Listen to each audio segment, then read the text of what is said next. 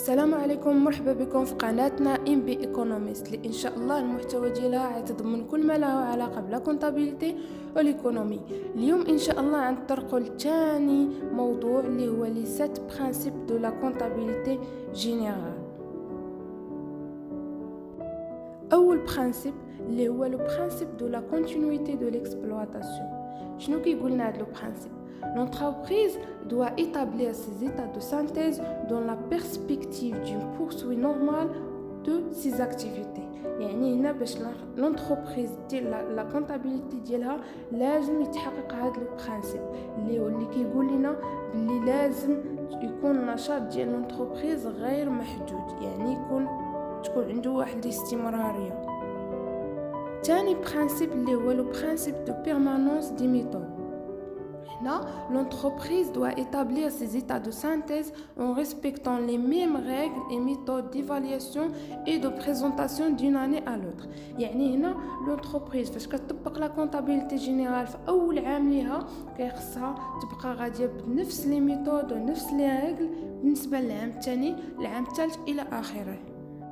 ثالث برينسيپ اللي هو لو برينسيپ دو كو هيستوريك.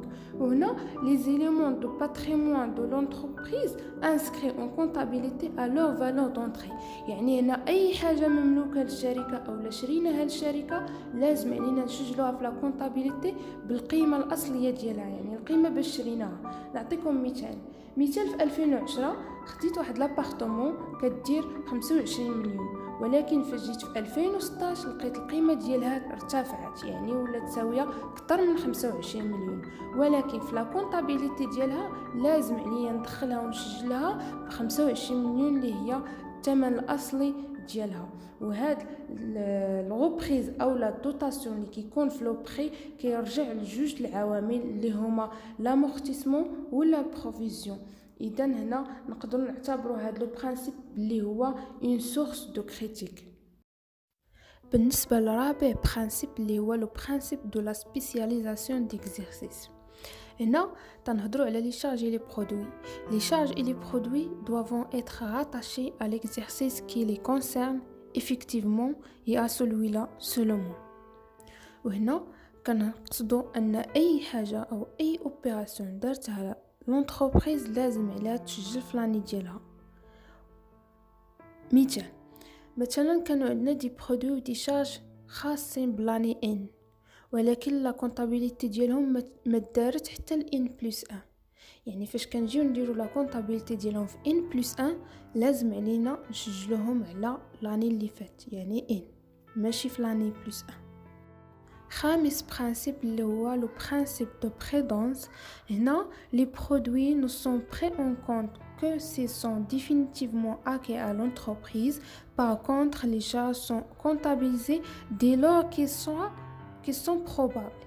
يعني هنا كنهضروا على لي زوبيراسيون الخاصين بلي برودوي او لي شارج. في هذه الحاله لونتربريز كيلزمها انها تسجل كاع لي شارج اللي عليها، سواء غيكونوا في الحاضر او في المستقبل.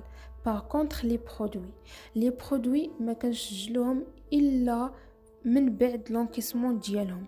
يعني ما يمكنش شي حاجه نسجلوها وندخلوها باللي اننا بعنا برودوي وتخلصنا فيه وحنا مازال ما دخلوش عندنا الفلوس لاكس، يعني حتى يدخلوا الفلوس لاكس عاد عندنا الحق اننا نسجلوه. اما بالنسبه للسادس برينسيپ اللي هو لو برينسيپ دو كلارتي. هنا لي زوبيراسيون et les informations doivent être inscrites dans les comptes sous la bonne rubrique avec la bonne dénomination et sans compensation entre elles. يعني هنا كيدخل الدور ديال البلان كونطابل وهذوك لي شيفر اللي كنلقاو فيه. يعني هنا اي اوبيراسيون دارتها لونتربريز الا وكيلزمها انها تسجلها في لو كونت ديالها بالنيميرو ديالها بلون كامل ديالها، يعني دينوميناسيون ديالها. مثلا درنا واحد لاشا ماشي كنجيو كنحطوا اشا، يعني كخصنا نحطوا اشا ديال اشا دو ماتيير بروميير او بيان اشا دي فورنيتور اكسيتيرا، يعني اي حاجه بالرقم ديالها بالكونت ديالها.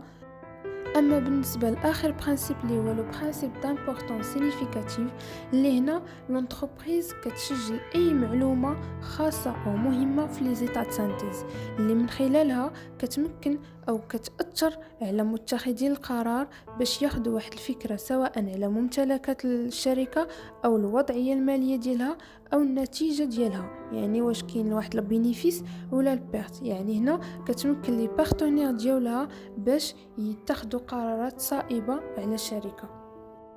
حتى لهنا كنكونوا سالينا لي برينسيپ دو لا كونطابيلتي جينيرال اللي هما 7، اللي كنتمنى ان شاء الله تكونوا استفدتوا معنا ولو بالقليل. ما تنساوش تابوناو في لاشين ديالنا ام بي ايكونوميست ودعمونا بلي لايك ديالكم.